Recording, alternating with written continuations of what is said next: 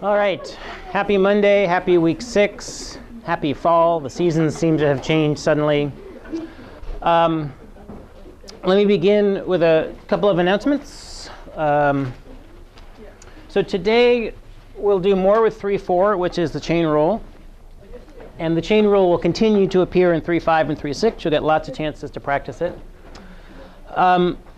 Homework is now, all homework is graded in your mailboxes, except for a few people who handed things in late or things that got misfiled. There are a few straggler assignments that I'll get to this evening, but the bulk of them are all returned.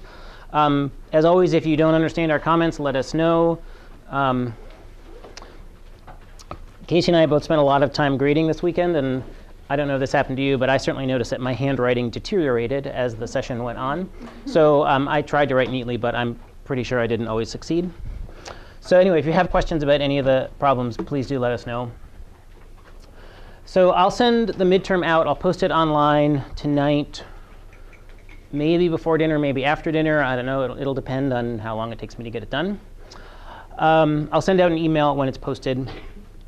And then a reminder, the test is open notes, so you can look at your old homework, the textbook, notes, class notes, videos, other books, you name it. The only thing is you shouldn't talk to other people about the test while you're taking it. So don't do it with other classmates. Don't ask TAs for help. If you have a clarifying question, which is likely that you will, I mean, particularly since there's sometimes been confusion about what a certain method means. You know, when I say use difference quotient, or when the book says use difference quotients. Anyway, if you have clarifying questions about those, send those to me via email or however, and I'll try to be even more plugged into my email than I normally am and get answers to you quickly. So the midterm is due Wednesday at 9 a.m., which doesn't mean I'm expecting it to take full 24 hours. I would guess it would take between 2 to 3 relatively relaxed but focused hours. So please don't feel like you should stress out about it for every minute until it is due. And I'm aware that merely saying that does not make that happen. But please try not. It's not supposed to be a big, long, stressful ordeal. If you need more time, I know that a lot of people have big work schedules on Tuesday. That's not a big deal at all. Just let me know. Wednesday afternoon, Thursday morning would be fine. I'd like to get them all by Thursday at the very latest so I can start yet another fun weekend of grading. So my concern here is as much clerical as anything else. There's a lot of you, and I just want to make sure I don't lose them and I know who's where. So if you could just email me if you think you're going to need extra time, that would be great. But if you don't need extra time, if you've got a chunk of time on Tuesday, black out a couple hours, get through it. You'll be psyched, you'll be done, and you'll have a long weekend. Although, let's see. This is week 6. Week 7, there's a homework due. It will be called homework 6, even though it's week 7, because there's not homework for this week. Just keeping everybody on their toes. And this will be a longish assignment. I don't think it will be epic in length, but I would definitely recommend starting it sooner rather than later. It'll be a lot like the problems from 3.1 and 3.2 that you did for this week. So lots of just practicing a bunch of rules and doing 1 or 2 word problems. Practice a bunch of rules, do 1 or 2 word problems. So you're kind of building up skills, and spreading that out instead of doing an all-in-one long sprint will be more fun and more productive. OK. The SHE Conference Society of Human Ecology is occurring, I guess, starting Wednesday, going on to Saturday. I don't know. It stretches on and on, maybe even Sunday. So far as I can tell, that conference is completely devoid of mathematics, except for a particularly thrilling hour and a half that will be at 10 a.m. on Friday. So there'll be a session on mathematics and complex systems, which was a title that Rich Borden made up and then said, present. And I was like, OK. It was a little bit more nuanced than that, but not much. So the other presenter is Richard Levins, whom some of you may have heard of. Did anyone take ecology? OK. Even you likely would have read some of his papers. So the concept of metapopulations, dialectical biologist, he wrote Strategies of Abstraction and Model Building, some unbelievably influential papers from the 60s and 70s. He's an amazingly broad thinker.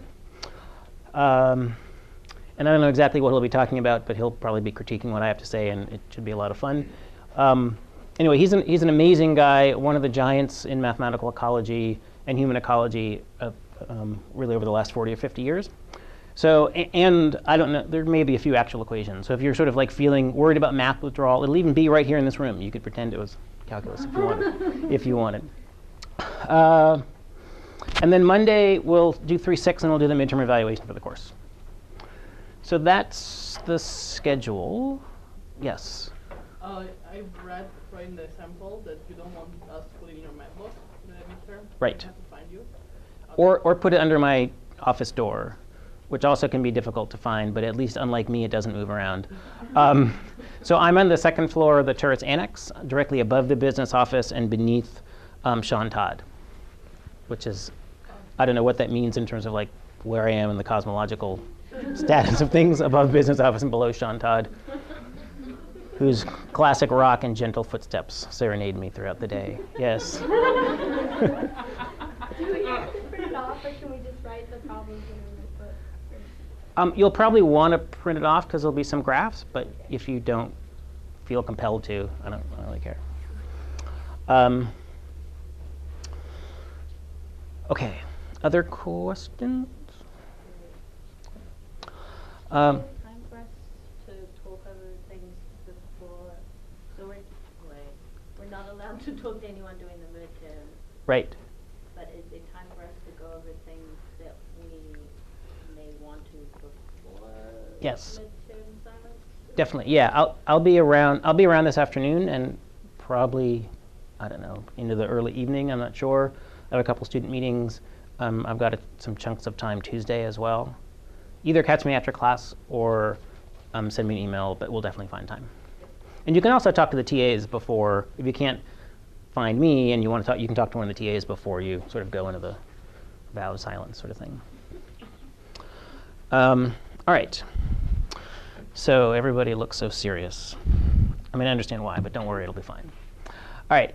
So I want to do more with the chain rule. And there are two things I want to mention, sort of like going back and picking up details. So I don't know, I probably have about 10 minutes or so of stuff to say, and then we'll be off to doing lots of practice problems on little sheets. So chapter 3 is about shortcuts, how to just go to Hannaford and get your derivative instead of building it yourself. So the power rule, we've known that for a while. Exponential functions, we've also known for a little while. You practiced that a bunch for the homework for a couple days ago. Then there's the product rule, derivative of the first one, leave the second one alone, plus leave the first one alone, take the derivative of the second. They all have these certain like meters and rhythms to them. And then there's a chain rule, the one that you're still becoming friends with. The derivative of a composite function, x that gets g'd and then gets f'd, is a derivative of the outer function, pretending the inner function is constant. That should be times the derivative of the inner function. And you can also think of it this way. If y depends on z and z depends on x, well, y depends on x because y depends on z and z depends on x. In both cases, these formulas aren't always helpful. So as you do them, sort of talking to yourself and thinking about the procedure instead of just the symbols is probably a better way to go. So let me first do an example that will lead us into we'll lead us somewhere. I don't know. All right, so suppose we have the derivative of e to the 3x. So the inner function is 3x. The outer function is this e thing. So what's the derivative of e to the blah? E to the blah. Excellent. OK. E to the blah. And what's the derivative of blah? Derivative of 3x is 3. Yep. OK, great. Is 3 times e to the 3x. OK. All right, so now let's consider the derivative of a to the x. And we already know the shortcut for that. But we really only know that because I asserted that that was true. And the book asserted that it was true. And I mean, we're we're right, but it's math. We should be able to say why we're right, and now we're about to say that. So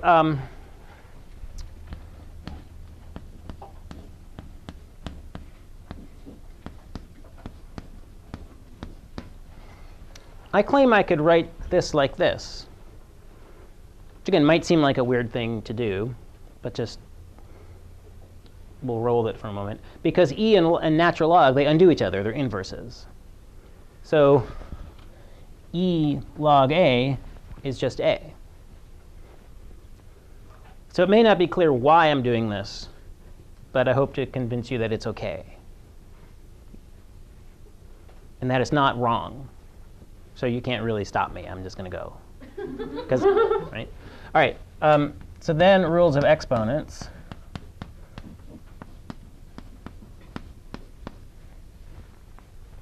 And this looks like something that our friend the chain rule can help us with. Because it's really like this one, but now we have log a instead of 3.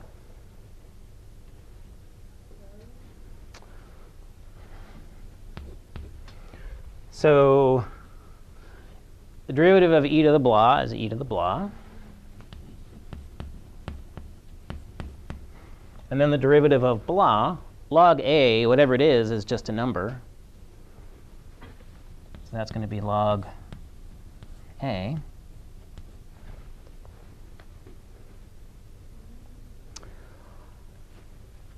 And now I can undo this thing here. E to the log a is just a.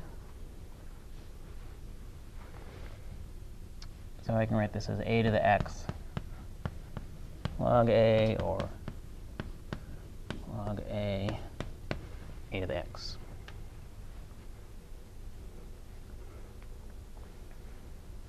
So I asserted, I don't know, 2 weeks ago that I would show you in about 2 weeks why this funny constant was log a, and now I've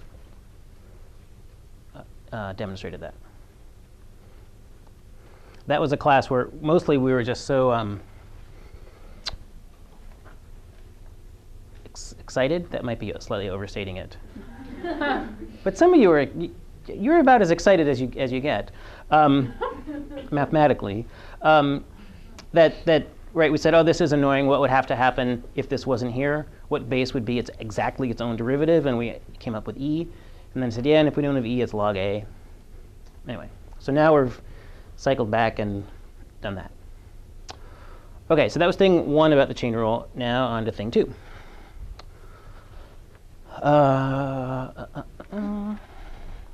OK, so quotients.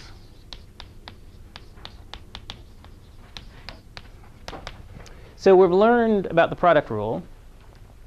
And you may have wondered, well, products are nice. There must be a quotient rule. And there is a quotient rule, but I think it's not worth remembering because the chain rule covers it. So let me just do an example. So let's say y is, what do I want to do? E to the 2x 1 plus x squared. So that's a quotient. So you could haul out the quotient rule. But I think our friend the chain rule is just as good. And then you don't have to remember the quotient rule, so you can remember more important things. All right, so I'm going to rewrite this as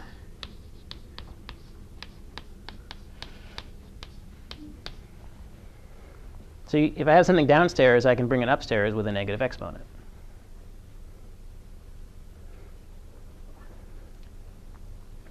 And that's nice because suddenly the quotient rule, the quotient is now a product. And we know how to deal with products.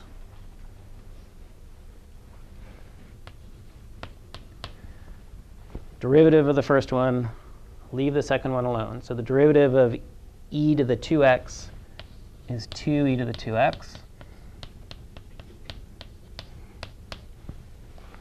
I left the second one alone. Plus, leave the first one alone, take the derivative of the second one. So that's where the chain rule comes in. Derivative of blah to the minus 1 is?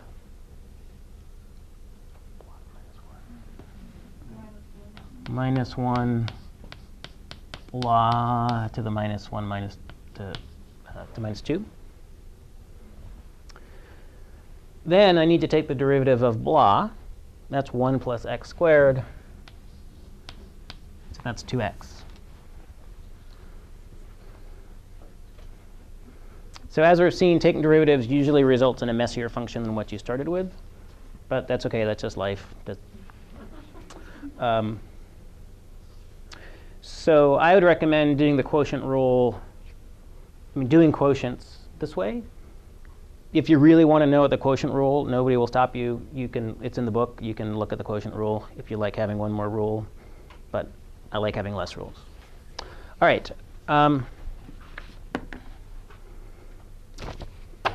So I think we should practice quotients and chain rule a little bit more. So let's go for it. All right, let's talk through these. My sense is there's not much controversy about these. If there is, let me know. This one is not a quotient rule, but a double chain rule. There's an outer function, blah to the 4/3, an inner function, 1 plus blah to the half, and then an inner function, this blah. You can vent multiple blah names if you wanted. So first we take the derivative of the outer function, blah to the 4/3, and that's 4/3 blah to the 4/3 minus 1, which is 1/3. Then I need to take the derivative of the inner function. Derivative of 1 is 0. Derivative of blah to the half is half blah to the half minus 1. Then lastly, the derivative of the inner function. The derivative of x squared minus 4 is 2x. So when you have multiple chain rule sorts of things, it's no harder than a single chain rule. They're just multiple inner functions. And so I think staying calm and talking to yourself is the way to do them. Yeah? Multiply the x together with 1/2 and 4/5. You can't because there's this 1 here. So in general, it's not the case that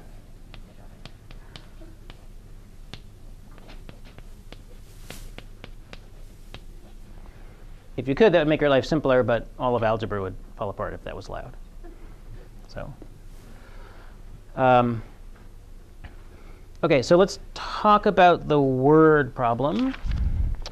So we've got a spherical balloon being inflated, and its radius is increasing at 1 centimeter per second. So the radius increasing, is it 1? Yeah, 1 centimeter per second. That's going to be this, 1 centimeter per second. So we want to know if the radius is increasing at a certain rate, how fast is the volume increasing? Well, first let's think about how volume depends on r. So before we even do any algebra, what are the units on this going to be? Volume per radius. So this is, yeah, that would be like centimeters cubed per centimeter. And if I do this derivative, it's just a power function. I'm going to get 4 pi r squared. And you can see here it has units of centimeters squared, which is what you'd expect, centimeters cubed over centimeters. All right, so now we get to chain rule. So we want to know how volume depends on time. Well, why does volume depend on time? Well, it depends. Better write this.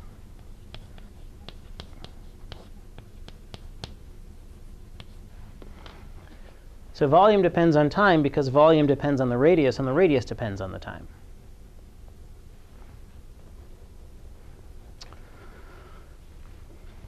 So now, dv dr, we've already figured out, is 4 pi r squared. dr dt is a centimeter per second.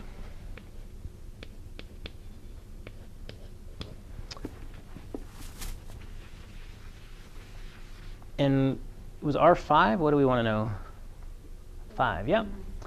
So dv dt is 4 pi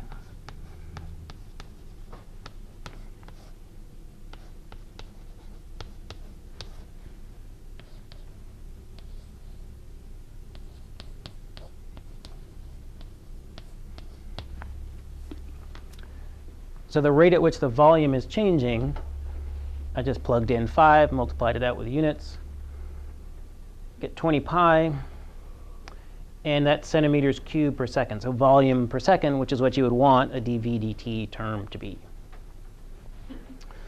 Don't you just square the radius first? Oh, I do indeed. I was thinking that was a small number. Oh, yeah, That's going to be it. Yeah, 5 times 5. Thanks for catching that. Sorry about that. Much more dramatic answer this way. And it has the benefit of being correct.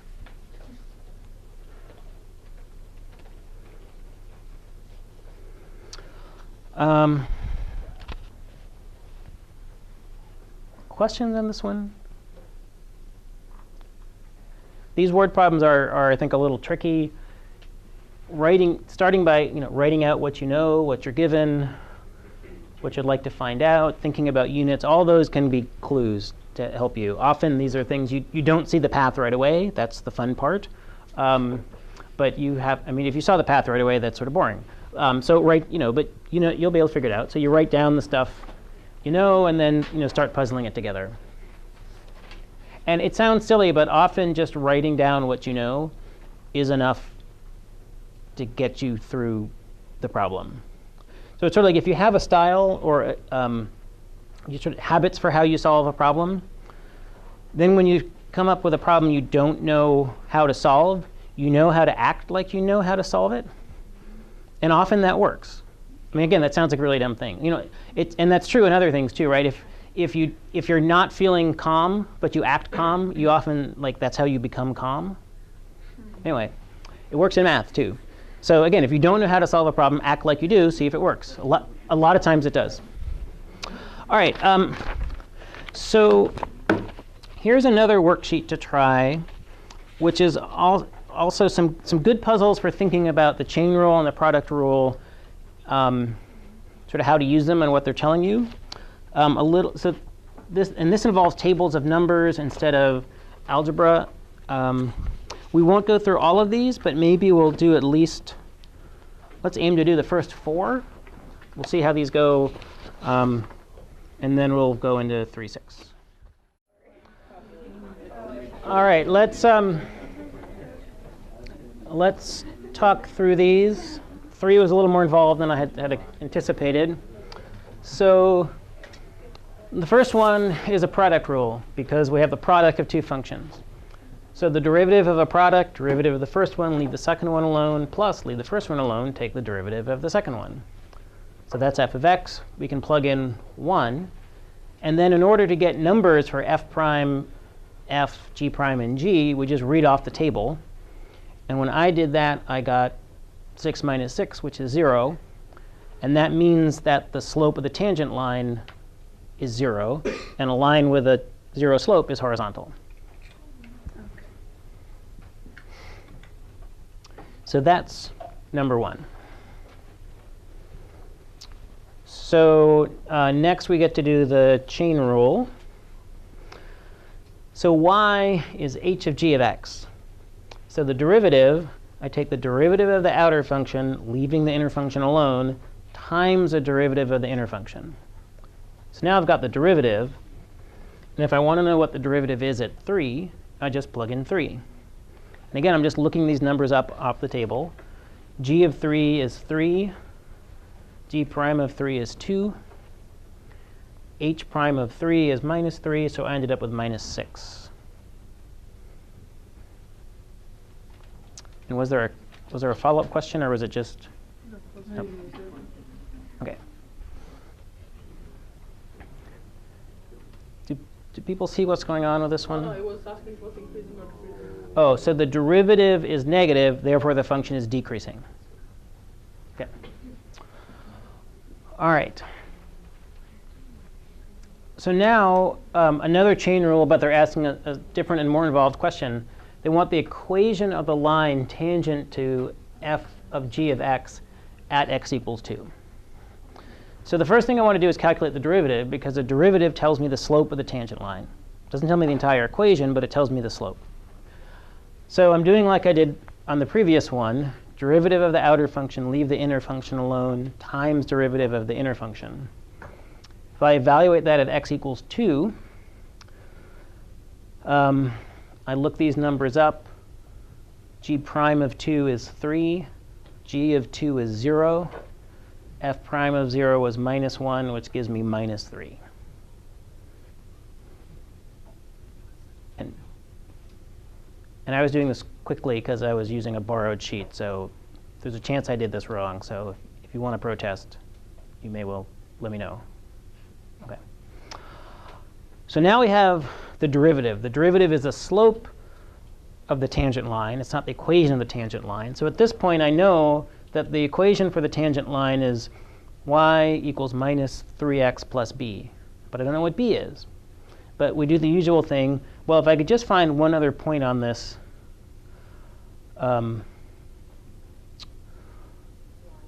line, thank you.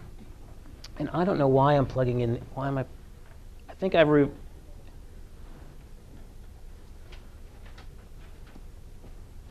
sorry, I inverted 2 and 3, didn't I? We're at 2. All right, so apologies to those of you in pen, writing in pen. OK, so we need to know a point on that line. We know the slope. We need to know a point on that line. So I know that x is a point on that line. So I want to do this.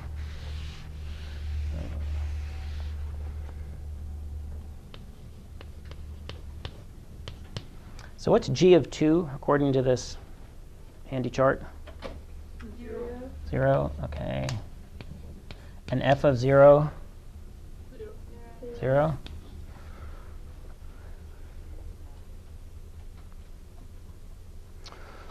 OK, so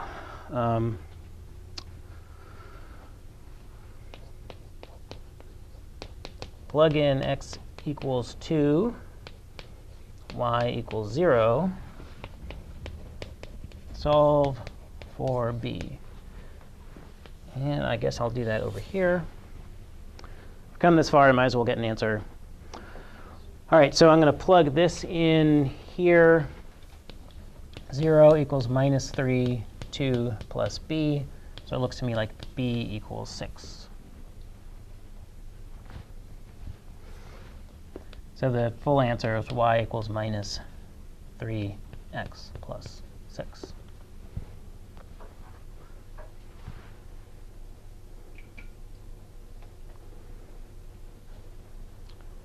How do people feel about this? All right, OK. At least a few people nodded. It's probably about as good as that's going to get. All right, so let's do number 4. Let's do one more of these. Now I've got u as the square root of h of x plus 3. I can rewrite that as h of x plus 3 to the half. Derivative of blah to the half is half blah to the minus half. But then it's easy to forget, but we'll try not to. We need to take the derivative of the inner function. The derivative of h is h prime. The derivative of 3 is 0. So this whole thing becomes this. And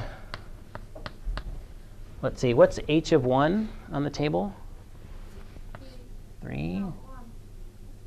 1. 1 plus 3 to the minus half. And h prime of 1?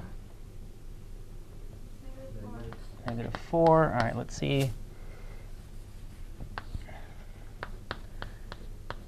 Half. That's 4. 4 to the minus half.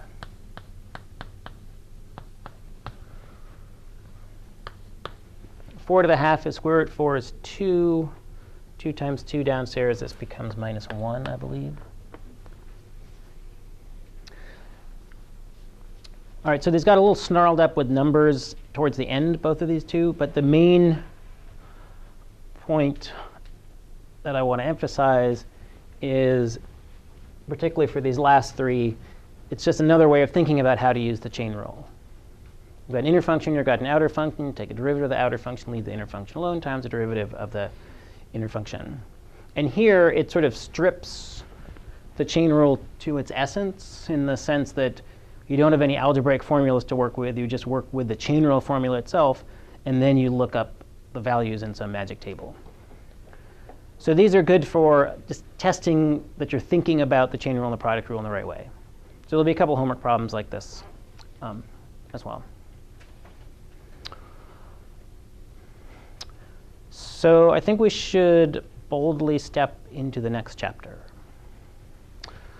And the chain rule will be a recurring friend walking by your side through the rest of the course.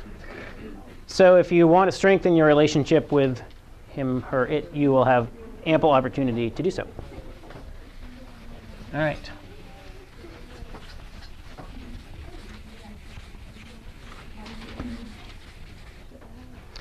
All right, so a new chapter, 3.5.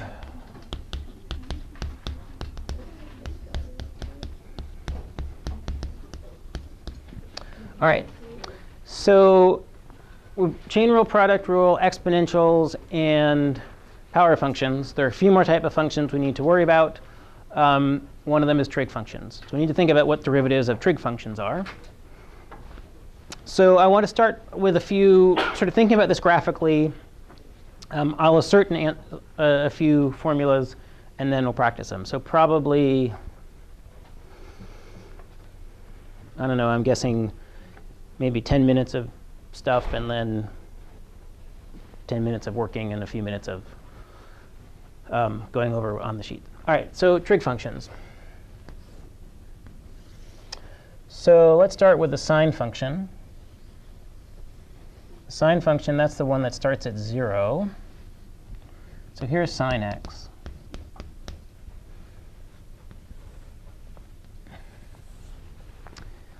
And we're interested in knowing what the derivative of the sine function is.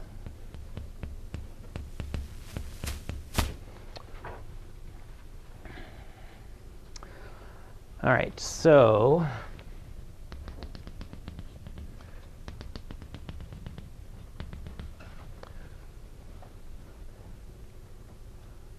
let's begin just by making a sketch of what this might look like. So when we're at 0, is the function increasing or decreasing? It's increasing, so the derivative is positive. Then it's increasing less and less. So this is going to look sort of something like that. And then between these two dashed lines, y. So the function is increasing, but it's increasing less quickly. The slope is positive, the slope is less positive, the slope is 0, the slope is negative. So all in here, the slope is negative, and that's going to look something like this. So right here is where it's going downhill the fastest. That's the largest negative slope. Smaller negative, 0, and then it's increasing again.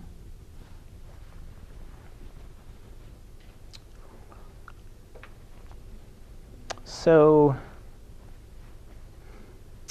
any thought on what that function, this function might look like? Cosine, yep. So the derivative of sine is cosine.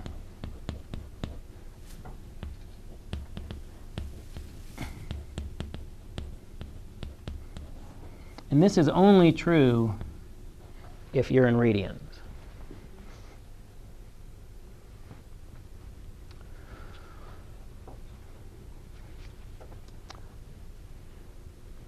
All right, let's play the same game but with cosine, and then see what happens. All right, so maybe I'll work over here so I have room. All right, so here's cosine.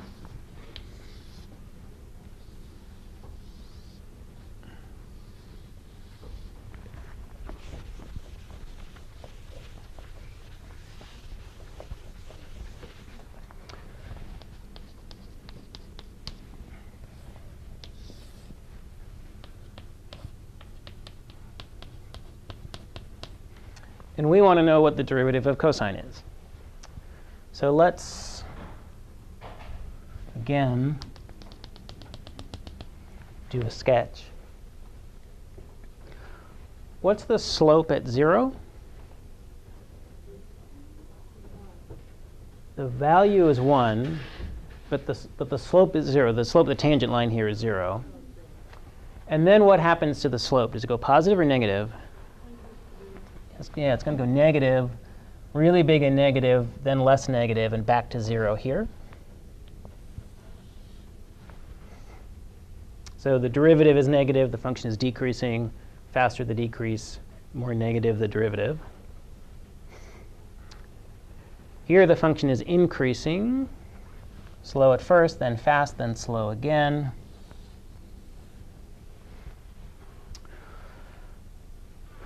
So what does that function resemble? Negative sign, yep.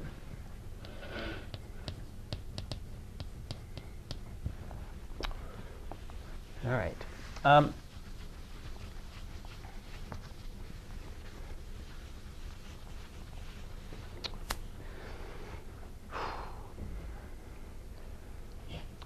This minus sign, at least if you're me, it can be almost impossible to remember. There are times that I feel like I get this right less than half the time, which means that a monkey guessing would be more accurate than me. Anyway, so these minus signs can be tricky. It's really easy to get turned around. And in fact, it'll become harder for you once you do Calc II. Because Calc II is like Calc I backwards. So where I give you a function and say, what was that? Anyway, that'll be some fun for the spring. I mean, it's super useful stuff, but the minus signs can be confusing. The way I remember this is that I think about cosine is the one that starts downhill, so it has a negative. And sine is the one that starts going up, and so it's the positive. Or you can always just sketch these two functions. If I just try to, and maybe this is just something about how my brain works, but if I just try to remember that the cosine is the one that has a minus with it, that's when I get it wrong more than half the time. But if I see these pictures in my head or just draw them really quickly in my notebook, then I don't get confused. Anyway, so I think going back to these pictures is really helpful, so you don't get lost in minus signs. Let me do one more thing, which is not going to prove that this equation is true, but will provide compelling circumstantial evidence. And will be good review of some stuff from Chapter 2 that you'll be doing soon. All right. Let's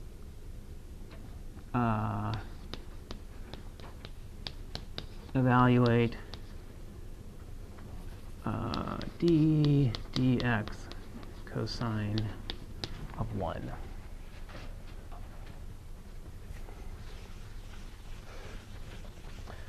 So all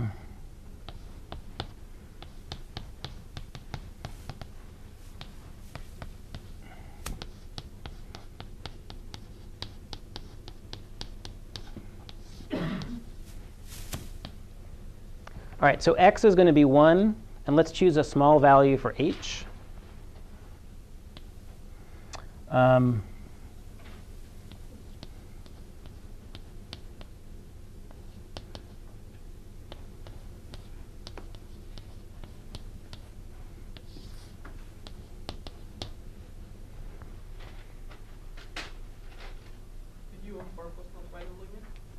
Correct, because I'm approximating the limit by choosing an h. Yep. Yep. Yep.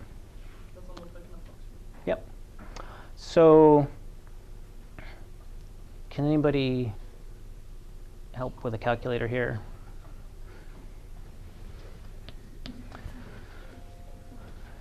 And as always, oh, sure, I was thinking that I might get you to do it, but you're like, here, you do it yourself. I didn't really want to do it. Yep, this wasn't my idea anyway. All right. So,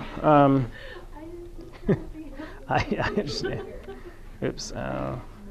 You're 1.01.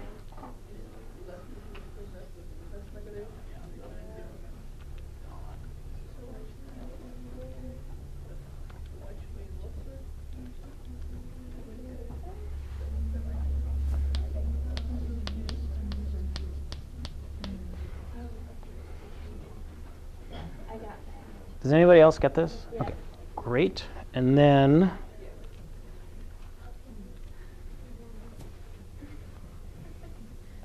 I also know that the derivative of cosine is minus sine. So minus sine 1 equals Negative square root.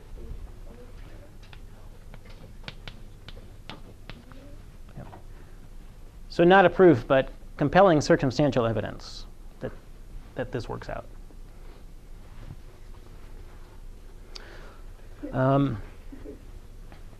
right, so we've got this. We have this. And let me assert one more thing just because it's good to know.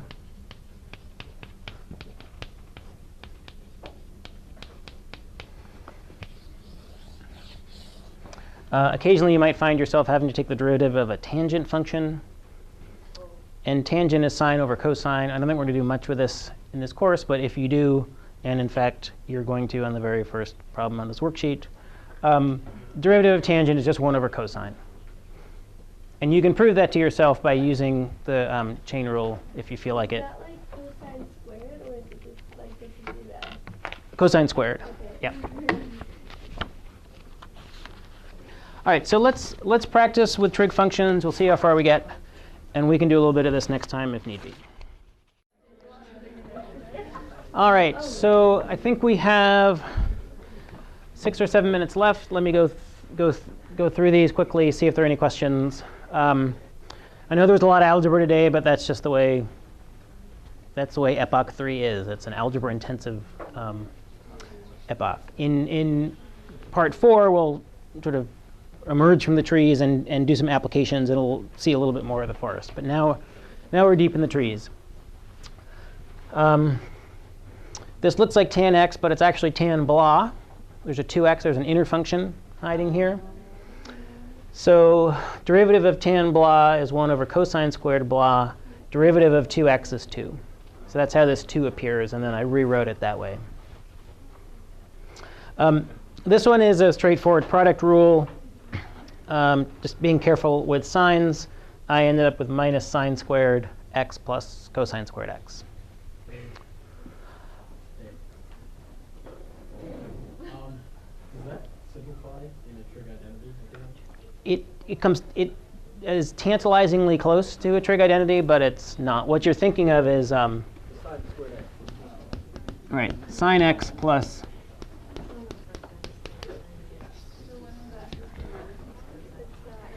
but that negative, yeah, it means you can't.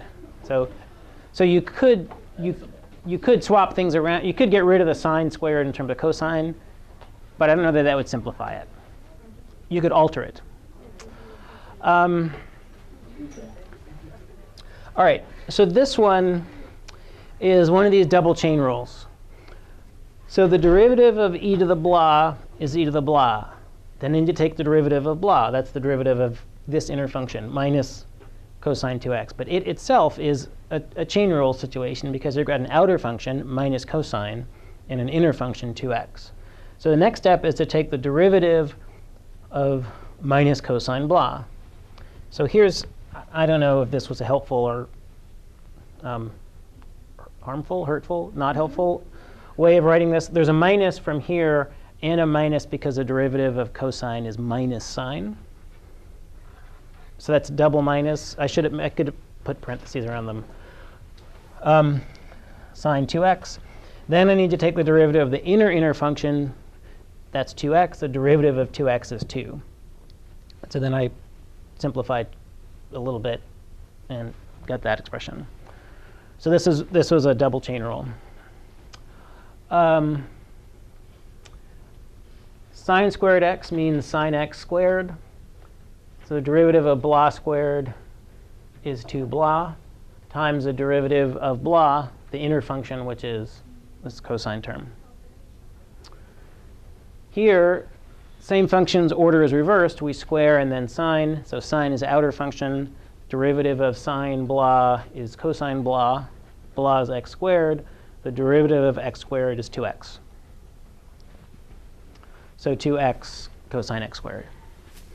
So as you can guess, the homework for these sections is lots of things like this. Once you practice a bunch, you'll start to sort of see the patterns. You'll get good at it. I would definitely recommend starting that assignment early. So I will send an email out when I post the midterm this evening. And if you have questions, just drop me an email or let me know.